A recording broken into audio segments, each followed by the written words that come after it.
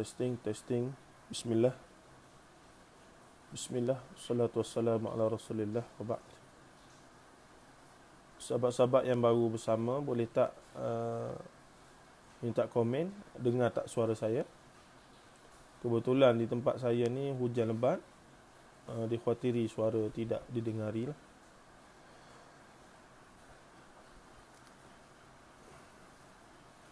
Boleh ke? Ada sahabat-sahabat yang boleh komen tentang suara?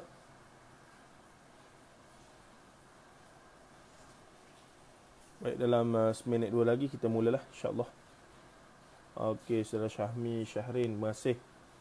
Saudara Muhammad Faizal Makrani kata jelas. Okey, dengar jelas. Okey, terima kasih banyak, insyaAllah. Terima kasih. Dengar, okey. Tuan Muhammad Nur Radli Hamdan kata okey. Okey, baik, terima kasih. InsyaAllah dalam seminit dua lagi kita mula. Bolehlah share link pada sahabat-sahabat dalam grup WhatsApp ke, macam mana ke. Mungkin ada yang sudi nak bersama kita pada pagi ini, sebagaimana dua siri yang sudah. Dan sahabat-sahabat yang mungkin nak ulang dengar dua perbahasan yang sudah, boleh rujuk pada YouTube channel Zahiruddin Zabidi. Saya upload di sana lah. Baik. Tanpa buang masa, kita mula teruslah. Sebab kita kena ulang balik sikit. Kita berhenti tengah-tengah perbahasan semalam. Kita kena ulang sikit, kemudian kita terus pada tempat kita berhenti. Bismillahirrahmanirrahim. Assalamualaikum warahmatullahi ta'ala wabarakatuh. Innal hamdalillahi nahmaduhu wa nasta'inuhu wa nastaghfiruh wa na'udzu billahi min shururi anfusina wa min sayyiati a'malina. May yahdihillahu fala mudilla lahu wa may yudlilhu fala hadiya lahu. Asyhadu an la ilaha illallah wa asyhadu anna Muhammadan abduhu wa rasuluh. Allahumma salli wa sallim wa barik ala Muhammad wa ala alihi wa sahbihi wa man tabi'ahum bi ihsanin ila yaumiddin, amma ba'd. Fa inna asdaqal hadithi kitabullah wa khairal hadi hadi Muhammad sallallahu alaihi wasallam wa syarrul umuri muhdatsatuha wa kullu muhdatsatin bid'ah wa kullu bid'atin dhalalah wa kullu dhalalatin fin nar. Atau kama qala Nabi sallallahu alaihi wasallam, la nabiyya ba'da. Sahabat-sahabat sekalian, para pendengar, ibu ayah, kita berada pada siri yang ketiga daripada siri pencerahan ataupun perbincangan yang tajuknya kita pilih pemikiran kontroversi dalam tafsir Al-Azhar oleh Buya Hamka ataupun Profesor Dr. Hamka. Baik, kita masih lagi dalam perbahasan menggunakan kitab ini, Tafsir Al-Azhar. Saya guna versi yang paling barulah, iaitu Gema Insani, jilid yang pertama, iaitu dalam suratul Fatihah. Kerana dalam surah Fatihah saja ada beberapa perbincangan hukum yang bersabit dengan ibadah, khususnya bersabit dengan solat. Antara yang sudah kita bincang, iaitu bacaan suratul Fatihah apabila seorang makmum mengikut imam yang membaca jahar, iaitu pada solat subuh, maghrib dan isyak, dua rakaat pertama itulah. Jadi setelah imam membaca, apakah perlu diikut ataupun senyap mendengar imam dan seumpamanya. Dan ternyata dalam bab itu secara umumnya ada dua pendapat yang kuat, dan dua-dua itu terpakai secara ijtihadinya. Dua-dua itu terpakai, bahkan memang dipraktiskan. Satunya berpegang kepada mesti macam-macam mana pun membaca suratul Fatihah setelah imam membaca surah Fatihah, kerana berpegang pada hadis Ubadah ibn Samit, iaitu la salata liman lam yaqra bi Fatihatil kitab. Dan pada kesimpulan akhirnya, Buya Hamka sendiri pun kata dia cenderung pada pandangan tersebut. Sebab itulah dakwaan yang menyatakan Buya Hamka yang dikelompokkan sebagai yang dikatakan kaum muda pada zaman dia, yang kaum muda itu pula secara otomatiknya dinisbahkan sebagai kaum Wahabi yang anti mazhab. Itu meleset sama sekali lah. Ternyata bila kita meneliti perbahasan Buya Hamka tentang perkara khilafiyah, Buya Hamka sangat menguasai dan memahami perkara-perkara ijtihadiyah ini. Cuma yang menjadi pegangan golongan reformis ataupun muslih mujaddid ini, mereka sangat anti taklid buta. Bukan bermaksud mereka anti mazhab. Maksudnya jangan berpegang pada satu mazhab, by hook by crook, apa-apa pun berlaku tak boleh keluar langsung daripada mazhab. Seolah-olah mazhab tu pula sama level dengan agama, akidah. Sedangkan yang dibincangkan adalah perkara furu'iyah dalam fiqh. Duduk tempat dia itu, perkara khilafiyah itu. Jadi yang ditentang oleh golongan muslih mujaddid ini, golongan pembaharu agama ini adalah taklid buta, muqallid amma, yakni muqallid itu perlu, yakni taklid tak apa. Taklid itu satu benda yang dituntut dalam fiqh. Kita orang awam kena bertaklid kepada mazhab ataupun bertaklid kepada guru yang kita ambil ilmu. Itu untuk orang awam macam kita. Cuma bila kita belajar lebih sikit, kita ada pilihan. Dan kita pilih pendapat yang terbaik untuk kita itu satu, berdasarkan ilmu dan sandaran yang jelas, insya-Allah untuk pribadi kita tak ada masalah lah. Melainkan untuk institusi rasmi jadi imam masjid apa semua, itu kena ikut mazhab am, mazhab rasmi setempat. Itu kena faham. Hadirin hadirat sekalian. Baik.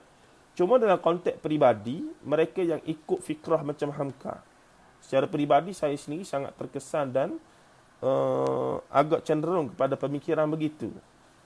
Contoh solat subuh tadi di rumah. Saya solat sendiri, maka saya tak bacalah kunut, tuan-tuan. Dan semalam, tapi bila jemaah dengan anak-anak, banyak jemaah lah mutakhir ni, maka ada kadang-kadang kita baca dan ada kadang-kadang kita tak baca. Untuk memahamkan mereka bahawa kunut ini adalah satu pendapat, walaupun mereka masih kecil tapi nak biasakan. Bahawa kunut ni tak sampailah tahap wajib, dia tak sunat. Dalam mazhab Syafi'i dia sunat muakkadah. Cumanya bila tak baca tu diterangkan sebab dia sunat maka tak baca. Dan dibaca sebab menurut mazhab Syafi'i dia sunat. Dan begitulah keluasan fiqh kalau kita mengaji lebih sikit saja. Maka kita faham perkara-perkara ini, kita akan jadi luah dada dan lapang dada dan seumpamanya. Baik, yang kita berhenti semalam, perbincangan seterusnya berkaitan dengan jahar ataupun sir membaca surah, membaca basmalah dalam salat. Salat jamaah, imam waktu solat jahar tu baca Fatihah, tak Fatihah tu selesai dah. Tapi yang kita sedang bincang pula sekarang ni adalah tentang apa? Tentang basmalah itu dijaharkan ataupun sir, dikuatkan ataupun diperlahankan. Oh, ada baby. Kenapa Hana? Ambil kak. Baik. Jadi itu yang sudah kita bincang separuh semalam, tapi belum lengkap lah. InsyaAllah hari ini kita nak habiskan. Untuk kita tengok pandangan Buya Hamka, untuk kita melihat sudut pandangan dan cara dia mengulas perkara tersebut, maka kita boleh tahu apakah dia itu seorang yang betul-betul anti mazhab sebagaimana yang didakwa, dan bagaimanakah kita pula yang cenderung pada pemikiran begitu juga adalah anti mazhab sebagaimana yang diwar-warkan, yang dimasyhurkan oleh ramai lah mereka di luar sana. Itu yang kita nak bagi perhatian. Apabila Hamka mendatangkan perbincangan basmalah tadi, panjanglah dia marikan hadisnya, riwayatnya begitu begini. Tapi sampai saat yang kita baca semalam, bila dinukilkan pandangan daripada kitab Nailul Awtar, iaitu kitab Al-Imam Syaukani rahimahullahu ta'ala, yang mana Al-Imam Syaukani rahimahullahu ta'ala telah menukilkan pula pandangan Al-Imam Al-Hafiz Ibn Hajar Al-Asqalani rahimahullahu ta'ala, maka kecenderungannya dari sudut riwayat mengisyaratkan bahawa menjaharkan bismillah itu lebih kuat. Terhenti di situ. Iaitu membaca bismillah itu lebih kuat menurut apa yang setakat yang kita baca. Tuan-tuan, saya tak akan ulang balik sebab kerja jadi panjang. Saya minta dengarlah rakaman semalam. Cuma hari ini kita nak baca seterusnya. Bagaimana Hamka meraihkan dua pandangan ini, iaitu pandangan yang kata jaharkan dengan pandangan yang kata sir, iaitu tak baca kuat. Dan di antara duanya kita nak tengok dia ada buat pilihan ke tidak. Kerana siapa yang biasa dengan ormas Muhammadiyah, kita tahu kecenderungannya lebih kepada Hanabilah punya mazhab. Sebagaimana contoh dalam bab-bab khilafiyah ni, mereka cenderung kepada pandangan dengan melihat hadis ataupun sunnah yang lebih kuat, dan kebanyakan itu ada pada mazhab Hambali. Baik, kita tengok pula. Semalam kita baca, saya ambil sikit perenggan awal lah, muka surat 85 ya. Siapa-siapa yang ada kitab tafsir Al-Azhar, versi Gema Insani yang hitam mutaakhir itu, boleh tengok muka surat 85. Saya baca. Baik. Dengan demikian selesailah soal dua hadis Anas, bukan bertentangan, melainkan menambah cenderung kita kepada jahat. Saatnya bila dia mari ke semua hadis perbincangan tadi, panjanglah semalam. Makanya apa nama Hamka kata segala data-data hadis-hadis yang didatangkan itu mengisyaratkan bahawa ia tidak bertentangan, melainkan menambahkan cenderung kita kepada jahar, yakni membaca bismillah dengan jahar. Setelah kita selidiki dengan saksama, katanya semua hadis yang membicarakan di antara jahar dan sir Bismillahirrahmanirrahim itu jelas bahawa pedoman dari kata-kata atau sabda Nabi SAW sendiri, yakni aqwalun Nabi SAW, tidak ada yang memerintahkan menjahar ataupun menyuruh mensirkan. Maksudnya hadis yang secara jelas menyebutkan, wahai sahabat-sahabatku, bila kamu nak baca, soalnya lafaznya Rasulullah sebut sebagaimana hadis-hadis lain. Wahai sahabat-sahabatku, apabila kamu nak solat, kamu nak memulakan membaca surah Fatihah, maka bacalah Bismillahirrahmanirrahim dengan kuat. Hadis yang sejelas itu tidak ada. Cuma yang banyak ada riwayat-riwayat daripada sahabat-sahabat yang menunjukkan bila mereka bersolat dengan Rasulullah SAW. Maksudnya hadisnya hadis fi'liyah, hadis perbuatan Nabi, tapi sahabat yang rekod. Bila aku solat dengan Rasulullah, aku dengar Rasulullah bermula dengan baca begini. Mari sahabat ni, bila kami solat dengan Rasulullah, kami dengar Rasulullah mula membaca Alhamdulillahirabbil alamin. Maksudnya tersebut Fatihah, tersebut bismillah. Itulah antara yang menjadi khilaf ataupun kefahaman yang berbeza. Bahkan di kalangan sahabat pun sudah ada perbezaan sebenarnya. Tuan-tuan, kalau kita teliti betul-betul hadis dalam bab apa nama dipanggil inilah mukhtaliful hadis, tentang hadis-hadis yang bertentang, bahkan Abu Hurairah dengan Aisyah, bahkan Aisyah ada banyak membetulkan kesalahfahaman sahabat terhadap hadis-hadis Rasulullah. Itu Rasulullah hidup zaman mereka dan baru meninggal, dan sudah berlakunya 2-3 pandangan. Bayangkan 50 tahun, 100 tahun, 60 tahun. Maka itulah yang tak peliknya sehingga Al-Imam Syekhul Islam Ibn Taymiyah rahimahullah ta'ala menulis kitab Raf'ul Malam an A'immatil A'lam untuk menjelaskan perkara ini. Dan sahabat kita daripada Kemilau Publica sudah menterjemahkan naskah yang ringkas tapi cukup penting itu untuk memberi kefahaman kepada kita mengapa berlakunya masalah khilafiyah, antara lain sebabnya nas ataupun dalil yang sampai kepada ulama itu berbeza-beza kualitinya. Ada ulama sampai 5 hadis, ada yang sampai 10. Ada yang hadis ni sampai pada dia, ada yang tidak. Ada yang sampai dia faham begini, ada yang sampai dia faham begini. Walaupun sama-sama hadis sama, tapi cara fahamnya begini, cara fahamnya begini. Melihat pada nahwu bahasa Arabnya begitu begini, dan cara baca dan seumpamanya. Ini menariknya keluasan, dan ialah setengah daripada asatizah ataupun ustaz-ustaz kita rasa orang awam tidak wajar terlibat dengan perbahasan ini. Namun bagi kami, bahawa orang awam pada hari ini bukanlah macam orang awam zaman dulu. Yang mana orang awam zaman dulu, bila dia duduk satu kampung, dalam satu kampung tu ada seorang tok syekh, tok guru, tok lebay, maka itulah tok guru yang dunia akhirat, tidak ada yang lain dah. Hari ini dengan internetnya, dengan terbukanya, dengan apa semua, maka kita wajar mendedahkan, memberi kefahaman. Bukanlah untuk jadi alim, sebab jadi alim ni satu proses yang panjang dan payah dan susah dan seumpamanya, tapi paling tidak untuk bagi faham, al-fahmu, yani kita baca doa Rabbi zidni ilman nafi'a warzuqni fahma. Kena banyak baca doa tersebut. Rabbi zidni ilman nafi'a, wahai Tuhanku, bagilah tambahkanlah ilmu yang bermanfaat pada kami. Warzuqni fahma, dan rezekikan kami kefahaman. Ada orang tak alim, tidak banyak hafal Quran, tak banyak hafal hadis, tapi bila bincang bab agama dia faham. Bila siapa-siapa nak nisbah satu benda tentang agama, kena datangkan hadis Nabi SAW. Alah, Maulana Nasai masuk dah pula. Ada. Maulana Nasai, kita tengok dia kuliah tadi. Sebelum apa nama sahur tadi. Banyaklah nasihat dia bagi tu. Dan saya pun sangat mendapat manfaat daripada apa yang diperbincangkan oleh Maulana tadi. Minta maaf Maulana jika ada apa-apa yang tidak ni. Saya sekadar membaca apa yang diperbincangkan dalam Tafsir Al-Azhar Profesor Dr. Hamka, buku ini. Jadi kita melihat nak kaji dari sudut pemikiran lah, bukan dari sudut hukum apa semua. Cuma nak melihat dari sudut apa yang diperbincangkan Hamka dalam menafsirkan ataupun dalam membahaskan perkara khilafiyah, sebagaimana yang disebutkan tentang membaca basmalah sir ataupun jahar itu. Baik, kata Buya Hamka lagi, apa dia kata?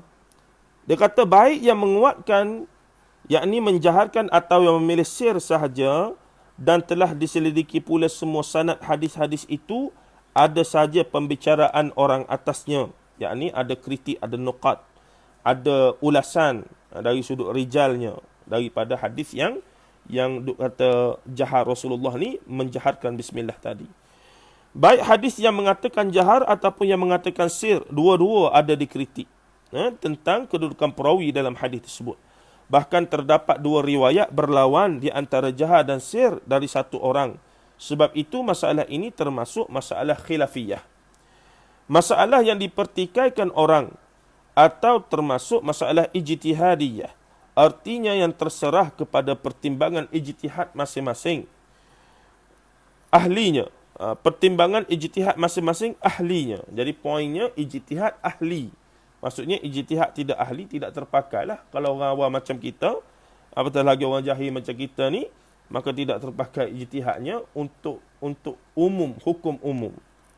Dalam hal ini terpakailah kaedah ilmu usul yang terkenal, al-ijtihadu la yunqadu bil ijtihadi. Maksudnya ijtihad tidak dapat disalahkan dengan ijtihad pula. Ijtihad tidak terbatal, antara lain makna dia dengan ijtihad lain. Dua-dua ijtihad diterima, sebab kalau salah, kalau betul dapat 2 pahala, kalau satu, dan kalau betul dapat 2 pahala, kalau salah dapat 1. Maka ijtihad ini dua-dua terpakai. Maksudnya begitu. Sampai Ibn Qayyim dalam Zadil Ma'ad fi Hadi Khairil Ibad mengambil satu jalan tengah. Dia berkata, sesungguhnya Nabi SAW, Al-Imam Ibn Qayyim Al-Jauziyah rahimahullah, semestinya bermanhaj alul hadith wal athar. Dan dia juga adalah anak murid besar kepada Syekhul Islam Ibn Taymiyah rahimahullahu ta'ala. Dan yang mengkaji Zadil Ma'ad fi Hadi Khairil Ibad untuk tesis PhD ini adalah sahabat dan guru kami, Profesor Madya Dr. Muhammad Rozaimi Ramli. Dia mengkaji riwayat-riwayat yang ada dia punya fokus itu, riwayat-riwayat yang diperkuatkan oleh Al-Imam Ibn Qayyim Al-Jauziyah yang menjadi khilaf di kalangan para ulama dan seumpamanya. Baik. Kata Buya Hamka, dia nukil Al-Imam Ibn Qayyim dalam Zadil Ma'ad fi Hadi Khairil Ibad ini. Sesungguhnya Nabi SAW adalah menjaharkan Bismillahirrahmanirrahim sekali-sekala dan membacanya dengan sir pada kebanyakan kali. Cara Al-Imam Ibn Qayyim nak ambil jalan terbaik, iaitu nak kita katakan melestarikan kedua-dua pandangan ini, sehingga Al-Imam Ibn Qayyim mendatangkan pandangan berdasarkan nukilan Buya Hamka dalam tafsir dia ni. Dia kata dalam kebanyakan, ada masa yang Rasulullah sendiri baca kuat, tapi dalam banyak masa Rasulullah memperlahankan. Yakni dua-dua tu terpakai. Cuma dia lebih cenderung nak menguatkan yang tidak kuat berbanding dengan yang kuat. Sebab tu dia kata dalam banyak keadaan tidak kuat, tapi ada keadaan Rasulullah baca kuat. Tentu tidaklah beliau selalu menjaharkan tiap hari dan tiap malam 5 kali selama-lamanya. Baik ketika dia sedang berada dalam kota maupun sedang dalam perjalanan, yakni musafir. Akan tersembunyi sahaja yang demikian itu bagi khalifah-khalifah yang bijak dan bagi jumhur sahabat-sahabatnya dan ahli sezamannya yang mulia itu. Ini adalah hal yang sangat mustahil sehingga orang perlu menggapai-gapai ke sana kemari mencari sandaran dengan kata-kata yang mujmal dan hadis-hadis yang lemah. Meskipun hadis-hadis yang diambil itu ada yang sahih, ia tidaklah sarih, dan meskipun ada yang sarih, tidak pula dia sahih. Sekian kata Ibn Qayyim. Buya Hamka menukilkan kata-kata Ibn Qayyim rahimahullahu ta'ala dalam Zadil Ma'ad fi Hadi Khairil Ibad. Dan dalam bab ni, disebabkan kita sedang membincangkan pemikiran Buya Hamka tentang perkara ini, maka kita bertaklidlah dengan apa yang dia nukilkan. Cuma kadang-kadang pengalaman kami, bila saya buat projek Takhrijul Hadis Juz'u Amma Buya Hamka dengan Dr. Zaimi, kadang-kadang ada juga benda yang dia nukil itu bila disemak dalam kitab yang asal, tidak dijumpai ataupun dia salah nukil ataupun dia nukil separuh dan seumpamanya. Ini benda biasa bagi seorang tokoh yang banyak buat kerja, yang banyak khidmatnya pada Islam apa semua. Maka ada kadang-kadang yang dia memang terlepas pandang juga. Dan itulah tugas ilmuwan yang datang kemudian, yang ada capability ataupun ada dikata kemampuan untuk memberi nilai tambah, membantu, mencantikkan, memperelokkan kekurangan ataupun sebarang kekurangan yang ditinggalkan oleh ulama terdahulu. Yang tu yang kita kata tradisinya ulama menyantuni ataupun berkhidmat kepada sama-sama ulama itu. Sama-sama ulama berkhidmat dengan ulama-ulama terlebih dahulu, maka semakin mantaplah ilmu dan juga karya yang dihasilkan itu, insya-Allah. Baik, katanya lagi apa dia? Berkata Al-Imam Syaukani selanjutnya di dalam Nailul Autar. Banyak Buya Hamka dalam bab ni merujuk pada Nailul Autar oleh Al-Imam Syaukani rahimahullah ta'ala. Dalam soal ikhtilaf, yakni perkara jahar dan sir, iaitu bismillah ini, cuma istilah ikhtilaf di sini ada setengah perbincangan saya baca, contohnya Profesor Dr. Basri Ibrahim Al-Hasani Al-Azhari dalam satu buku dia berkaitan dengan ikhtilaf dengan khilaf ini, beliau menukilkan pandangan ulama-ulama yang membezakan antara ikhtilaf dengan khilaf. Ikhtilaf ada dalilnya, sebab tu jadi ikhtilaf. Tapi khilaf, benda yang tak ada dalil, yang sengaja cari pasal, begitulah. Maksudnya ikhtilaf bila ada dua dalil yang difahami berbeza ataupun dua dalil yang mana kuat. Maksudnya ada dalil, asalnya ada dalil, tapi keputusan istimbat daripada dalil itu yang berbeza, menyebab berlakunya ikhtilaf. Adapun khilaf, dua benda yang bertentang yang tidak ada asas. Cuma bila saya bincang perkara ini dengan Dr. Zaimi, saya ingat Dr. Zaimi kata dia tak setuju sebab ada ramai juga ulama yang tidak membezakan antara ikhtilaf dan khilaf. Itu menarik jugalah maklumat sampingan yang kita dapat daripada bermulazamah dengan ilmuwan ini. Baik. Kata Buya Hamka lagi, paling banyak hanyalah khilafiyah dalam soal mustahab atau masnun. Maka tidaklah soal menjahar ataupun mensirkan bacaan ini merosakkan salat atau membatalkannya. Ia bukan berkaitan rukun ataupun bukan berkaitan dengan syarat sah apa semua dan seumpamanya. Cumanya dia silat tu saya ulas silat ya. Maka tidaklah soal menjaharkan ataupun mensirkan bacaan itu merosakkan salat ataupun membatalkannya. Ijma' ulama' bahawa soal sir dan jahar itu tidaklah membatalkan salat. Oleh sebab itu, janganlah engkau terpesona pula mengikuti setengah ulama' yang memperbesar-besarkan soal ini dan mengobar-ngobarkannya, khilafiyahnya, sehingga setengah mereka itu sampai memandangnya sebagai satu soal yang mengenai i'tiqad, yakni yang berkaitan akidah. Nampak tuan-tuan? Demikian kata Asy-Syaukani rahimahullahu ta'ala. Jadi satu pandangan bagi saya sangat wasati, yang sangat kita katakan terbaik, yakni memahami duduk letak ataupun istilahnya apa dia, mahala 'ala niza'. Duduk letak tempat yang betul tentang perbahasan perkara khilafiyah sehingga tidak terbawa-bawa perbincangannya, sehingga terbawa-bawa tu sehingga seolah-olah perkara itu adalah perkara i'tiqad yang berkaitan akidah yang usul bahkan. sampai keluar tentang sesat apa semua gitu begini, sebagaimana yang kadang-kadang terjadi dalam perbahasan orang awam, netizen dalam Facebook dan seumpamanya. Itulah mutaakhir ini. Na'udzubillah min dzalik. Semoga kita memahaminya, mengapa ulama berkhilaf tentang perkara tersebut, dan kita mengambil manfaat daripada ikhtilaf itu. Walaupun hadis ikhtilafu ummati rahmah tu sebagaimana yang dikritik oleh ramai, antaranya Syekh Dr. Yusuf Qardawi sendiri mengatakan bahawa hadis itu tak sahih dan seumpama, tapi setengah ulama menerimanya sebagai makna yang sahih. Yang ikhtilaf, yang perbezaan itu banyak menelurkan rahmat, kefahaman dan juga wacana yang bercambah dan sebab. Syekh Dr. Yusuf Qardawi kata, kalau ikhtilaful ummati rahmah, adakah lawan kepada ikhtilaf, iaitu bersama itu adalah tidak rahmat. Begitu ya. Baik, katanya lagi apa dia ni? Tersebut pula dalam kitab Nailul Autar, menurut berita daripada Ibnu Abi Syaibah, bahawa An-Nasa'i pernah berkata, menjaharkan Bismillahirrahmanirrahim itu adalah bid'ah. Inilah antara yang menimbulkan wacana yang hangat pula. Apabila ada ulama yang besar juga nama dia, yang dinukilkan dalam kitab Nailul Autar itu oleh Imam Syaukani rahimahullah, iaitu Ibnu Abi Syaibah, bahawa Al-Imam An-Nasa'i pernah berkata, menjaharkan Bismillahirrahmanirrahim adalah bid'ah. Jadi ni impak dia besar.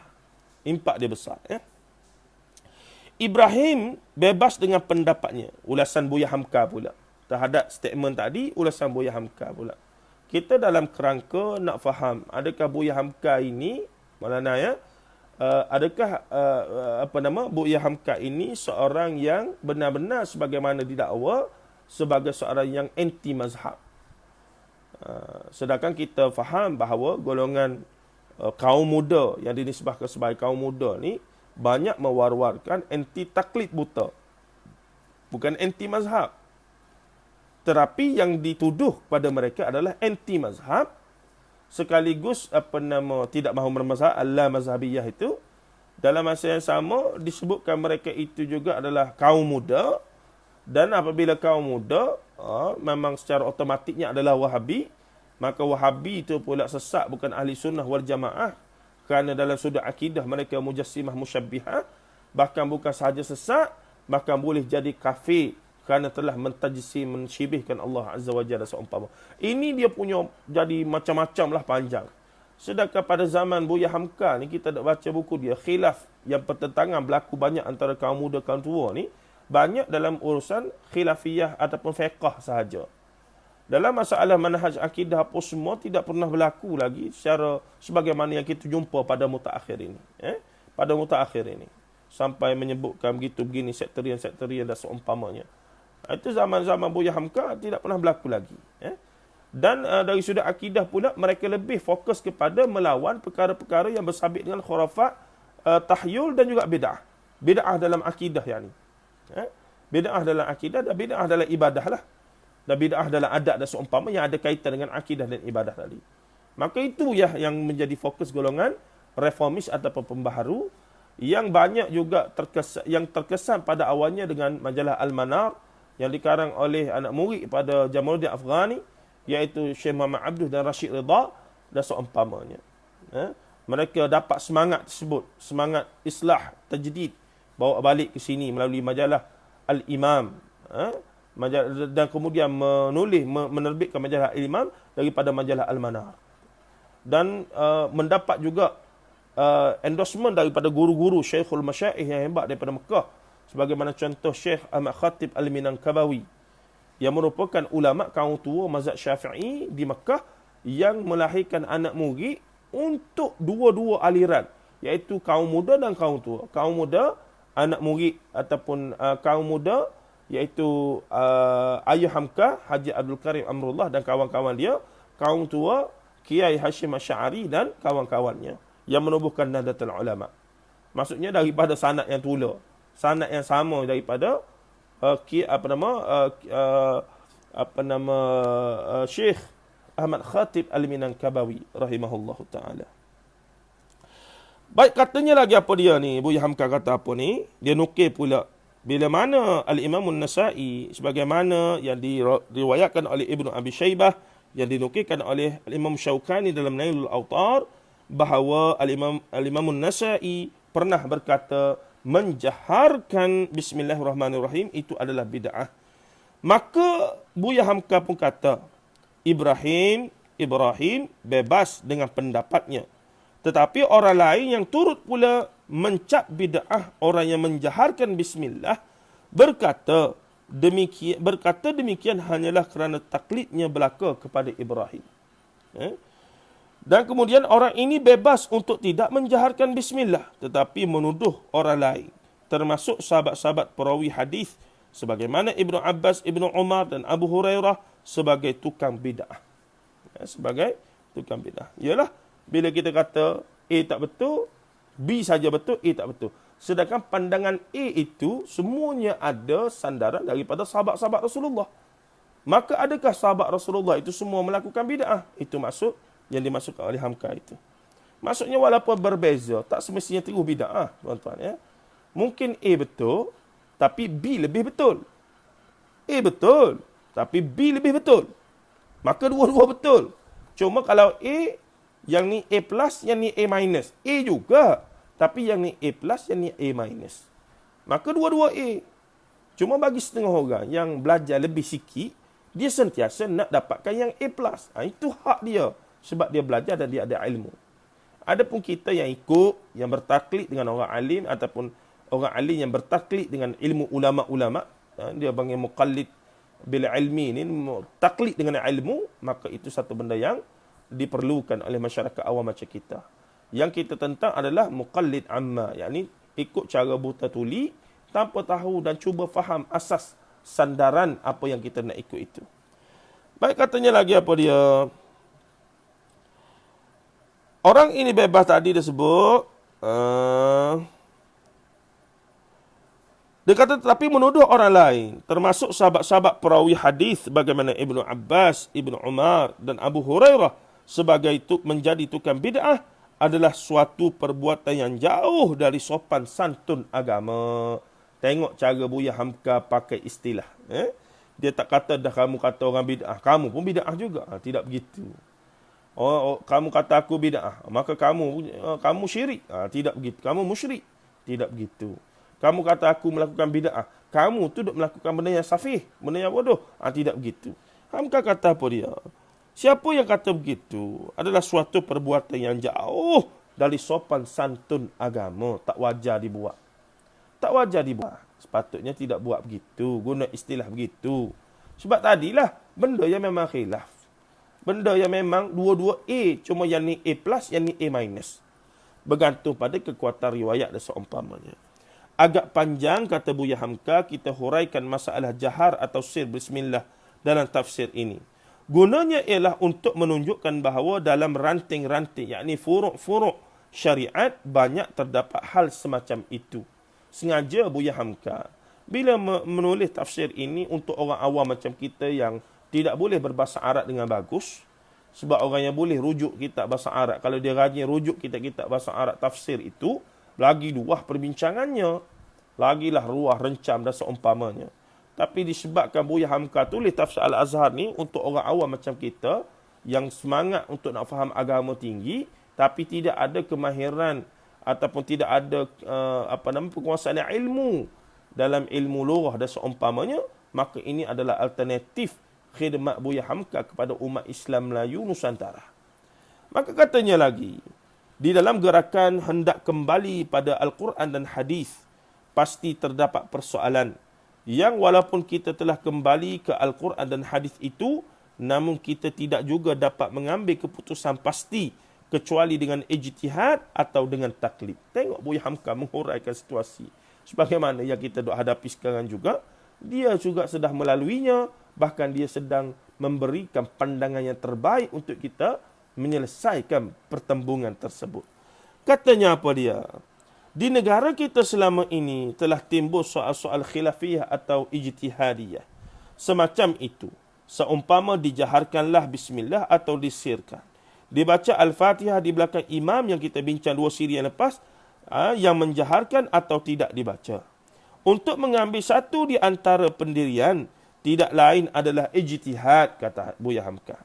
Sebab itu, meskipun setengah orang mendakwakan bahawa dia tidak lagi berperan dengan satu mazhab sendiri, dengan pengikut sendiri pula, kerana tidak dapat menundukkan soal menurut keadaan yang sebenarnya dan tidak dapat pula memberikan penjelasan kepada pengikut, timbullah perselisihan dan pertentangan batin yang tidak dikehendaki. Ada di beberapa tempat satu mubalik mendabik dada mengatakan bahawa yang benar adalah pegangan sendiri bahawa bismillah mesti disirkan, dan barang siapa yang menjaharkan bismillah adalah berbuat bid'ah. Maka ada orang disebabkan dia taklid dengan tidak tahu asas ilmu taklid itu, maka dia hanya tahu bahawa yang kita amalkan yang betul adalah kena sirkan baca bismillah sebagai contoh. Maka bila dia kata begitu, sebagai lawannya siapa yang menjahatkan adalah bid'ah. Dia hukum begitu selalu. Maksudnya hitam putih. Maka implikasinya apa dia?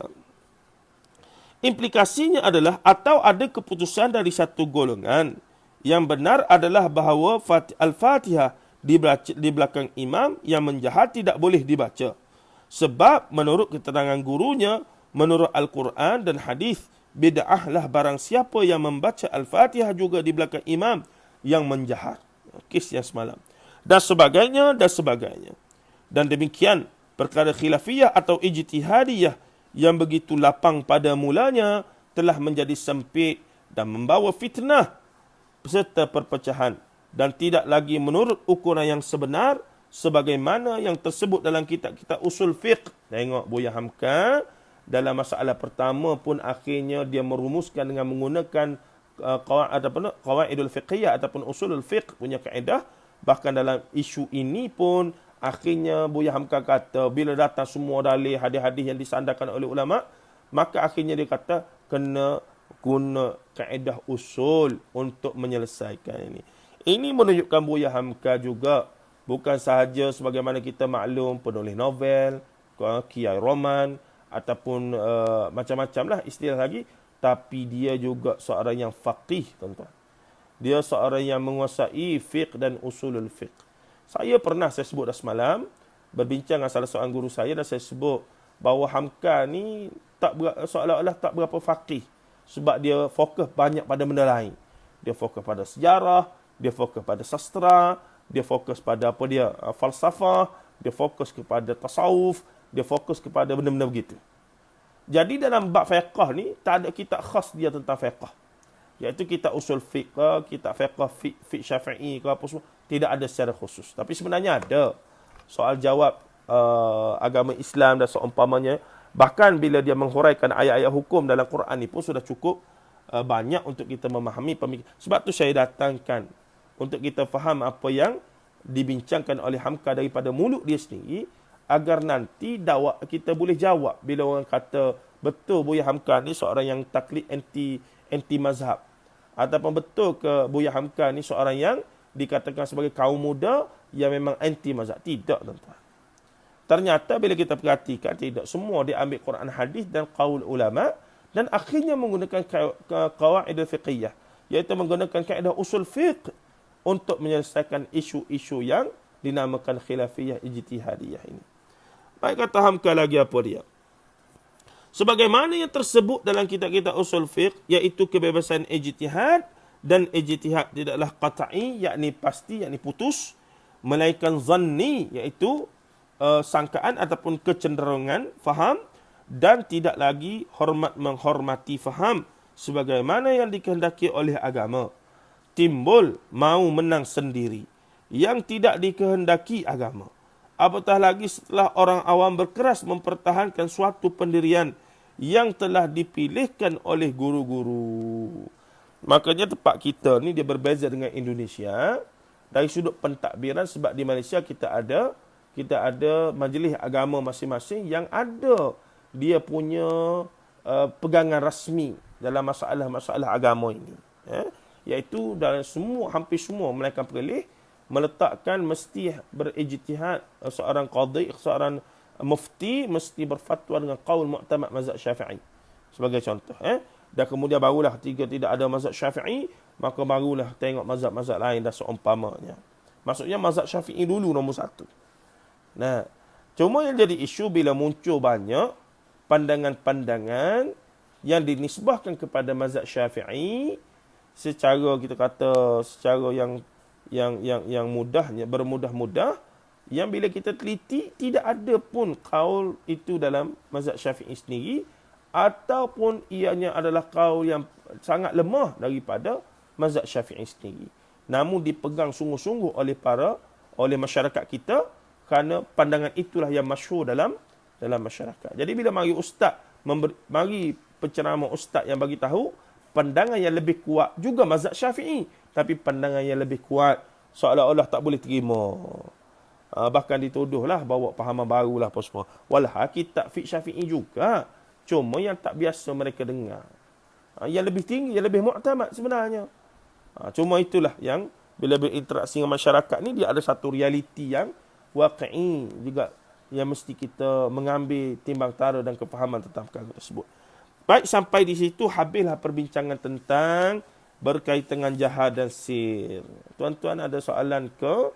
Kalau ada soalan bolehlah ditulis di tepi itu, dan jika tidak ada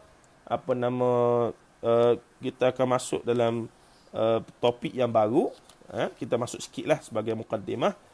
Ini topik terakhir dalam masalah khilafiyah ijtihadiyah ataupun isu yang kontroversi, iaitu dari hal amin. Hukum menyebut amin pun Buya Hamka membincangkan dengan agak detail dan panjang. Ada seumpamanya. Lepas amin, dia bincang pula tentang Al-Fatihah dengan bahasa Arab. Kerana di sana ada perbahasan, iaitu ada ulama, termasuk A'imah Arba'ah, salah seorangnya Imam Abu Hanifah, yang menyebutkan bagi mereka yang baru masuk Islam dan tak hafal Fatihah dalam bahasa Arab, maka dibenarkan mereka itu membaca Al-Fatihah dalam bahasa mereka. Dalam Abu Hanifah bahasa Farsi di Iraq ketika itu, ya. Jadi itu yang dibahaskan. Betulkah apa semua begitu? Hamka sengaja mendatangkan perbahasan ini untuk nak bagi kita faham orang awam. Oh, itulah keluasan yang namanya khilafiyah, ijtihadiyah dan seumpamanya. Baik, kalau tidak ada soalan apa semua, taiklah di situ, nanti saya akan respon. Kalau yang boleh respon, kita respon. Yang tak tahu, kita akan rujuk pada yang lebih tahu. Tak ada masalah. Baik. Kemudian kita masuk sikit. Hamka juga ulas tentang dari hal amin. Menyebutkan amin itu.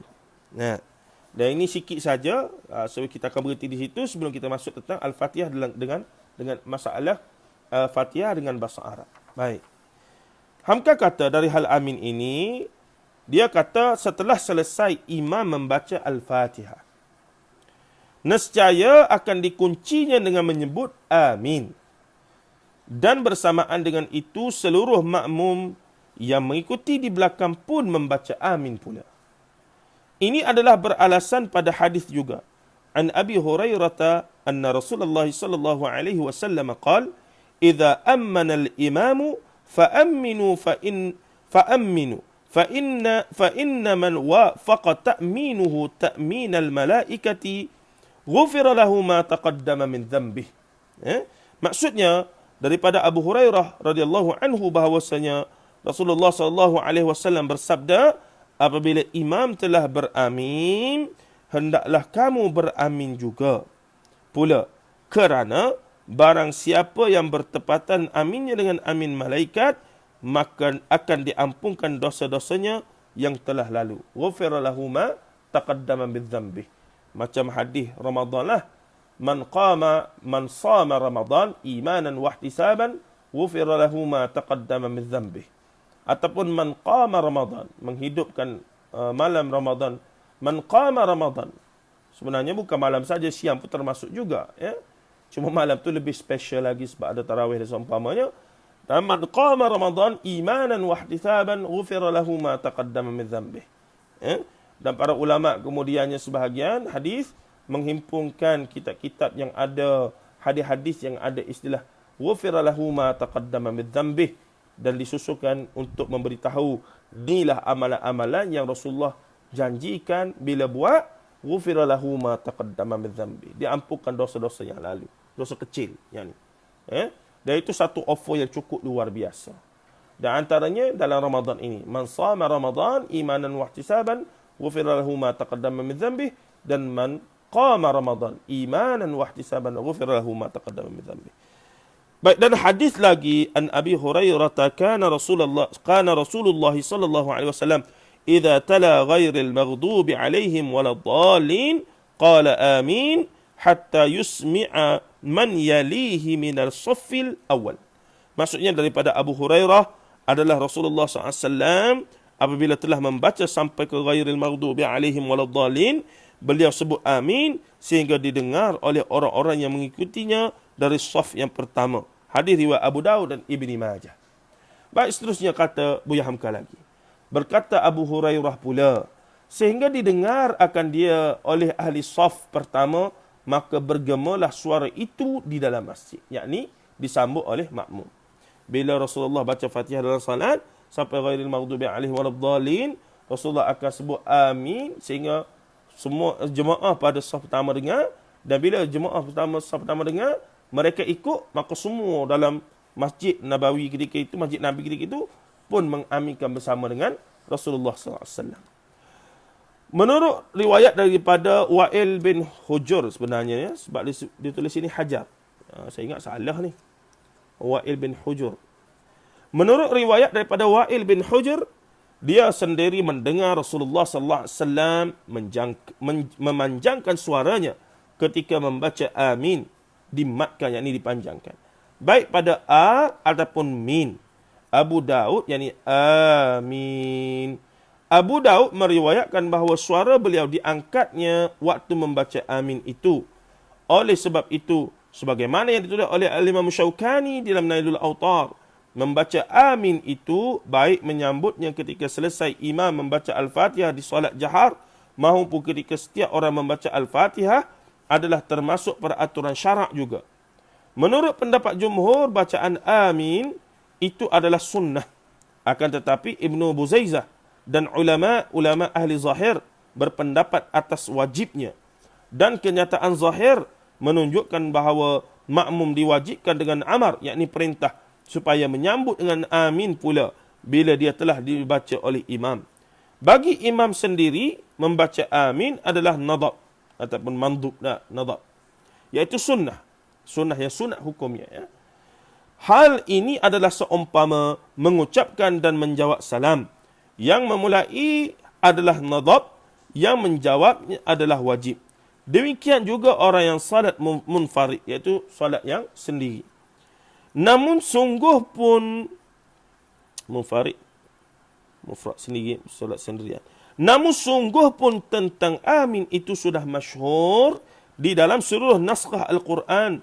Tidaklah amin itu dimasukkan sebab tidak ada dalam rangkaian wahyu Al-Fatihah yang 7 ayat itu. Adapun arti amin sendiri, menurut keterangan kebanyakan ahli-ahli ilmu ialah Allahumma stajib lana. Ya Allah, perkenankanlah permohonan kami. Antara pandangan yang menyebutkan makna amin di belakang tu apa dia, iaitu Allahumma stajib doa-ana.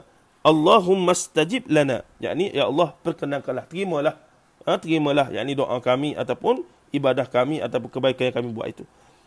Dalam kitab As-Sihah, artinya kadzalika falyakun, demikianlah hendaknya. Menurut Hilal bin Yasaf dan Mujahid, amin itu ialah salah satu dari nama Allah. Menurut Imam Tirmidzi rahimahullah, artinya la tukhayyib raja'ina. La tukhayyib raja'ina. Artinya jangan Tuhan kecewakan harapan kami. Menurut riwayat daripada Ibnu Abbas, dia sendiri menanyakan arti kepada Rasulullah sallallahu alaihi wasallam. Baginda menjawab artinya Rabbi fa'al, ya Tuhanku bertindaklah ataupun lakukanlah ataupun buatlah, dan seumpamanya. Wallahu taala alam. Kita berhenti di situ dulu, para sahabat sekalian, sebelum kita masuk pula perbahasan seterusnya, iaitu Al-Fatihah dengan bahasa Arab, tajuk yang diberikan oleh Hamka. Seterusnya benda yang dia nak bincangkan adalah Al-Fatihah dengan bahasa Arab. Jadi kita selesai 2 isu pada hari ini. Yang pertama tentang amin, yang kedua iaitu berkaitan dengan khilaf basmalah jahar ataupun sir. Akhir kesimpulan Hamka sebut tadi, dua-dua diterima kerana ijtihadiyah. Tinggal lagi, mereka yang pilih tu tak perlu berbalah ataupun berkeras dan seumpamanya.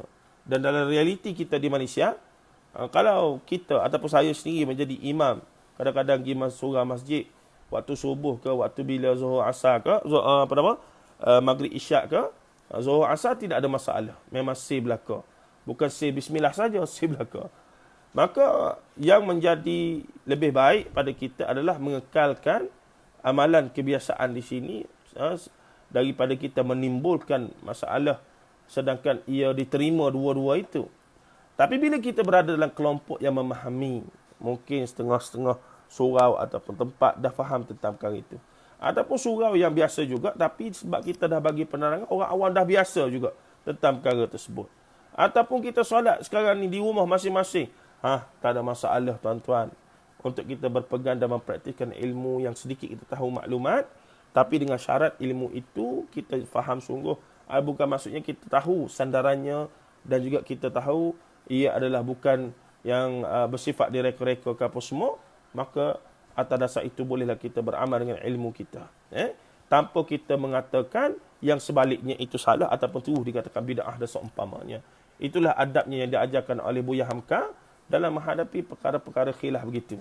Dan di sini jelaslah bila kita duk baca 2-3 masalah khilafiyah ijtihadiyah ini, sangat menunjukkan Buya Hamka seorang yang faham keadaan situasi, realiti dan juga hakikat ilmu, kedudukan hadisnya yang mesti dinilai perawinya apa semua dan kemudian bila nak istinbat kena guna kaedah usul fiqh apa semua. Maksudnya dia bukan seorang yang dengan mudah-mudah kita boleh kata anti mazhab ataupun seorang yang dikatakan kaum muda yang ada perangai macam Wahabi, iaitu berfikrah ataupun berakidah sebagaimana akidah Wahabi. Dikatakan begitu, dituduh begitu. Sebabnya apa? Sebab memilih pandangan fiqh yang berbeza kadang-kadang. Setengahnya masih lagi bermanhaj dengan akidah Asy'ariyah. Tapi dalam masalah fiqh dia pilih pandangan-pandangan yang lebih kuat dalam mazhab. Kalau dalam konteks Malaysia, kena Wahabi juga orang macam ni. Memang confirm kena Wahabi juga. Walau dia tu bukan mainlah Asy'ariyahnya. Bukan mainlah memperjuangkan Asy'ariyahnya. Cuma dalam bab fiqh ni adalah pandangan-pandangan dia pilih yang tidak menjadi kebiasaan masyarakat. Kena tuan-tuan. Confirm kena. Saya dah lihat depan mata bahkan perkara tersebut. Tuan-tuan dan puan-puan rahimahullah ta'ala. Baik, sebelum kita berhenti ni ada Haji Syaruddin ni. Sahabat ataupun jiran kita di tempat saya ni lah. Tak boleh nak tekan pula ni. Okey. Haji Syaruddin sebut, Assalamualaikum, apa status hadis yang menyatakan Ramadan awalnya rahmah, pertengahannya keampunan dan akhirnya bebas daripada api neraka? Mohon pencerahan. Maaf keluar tajuk sikit. Ini sebenarnya memang perbahasan yang saban tahun terjadilah. Pandangan yang masyhur, hadis ni tidaklah sahih. Cuma penjelasan yang lebih detail nanti saya akan bagi link. Sayyibus Samahah, Mufti Wilayah ada mengulasnya. Saya akan bagi link di situ. Boleh kita baca nanti. Semua yang sedang mendengar pun kalau nak tahu statusnya. Awaluhu rahmah wa awsituhu maghfirah wa akhiruhu itqun minan nar itu. Dan ia sentiasa diulang-ulang juga oleh ramai penceramah dan seumpamanya. Tapi sebenarnya ia memang betul.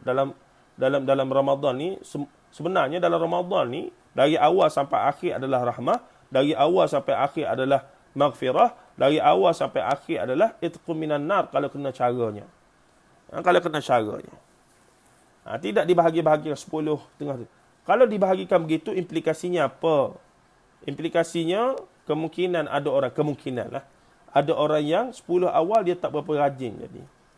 Dia kata, awal ni rahmah ni benda biasa. Tempat-tempat lain pun boleh dapat rahmat ni. Dia kata tak.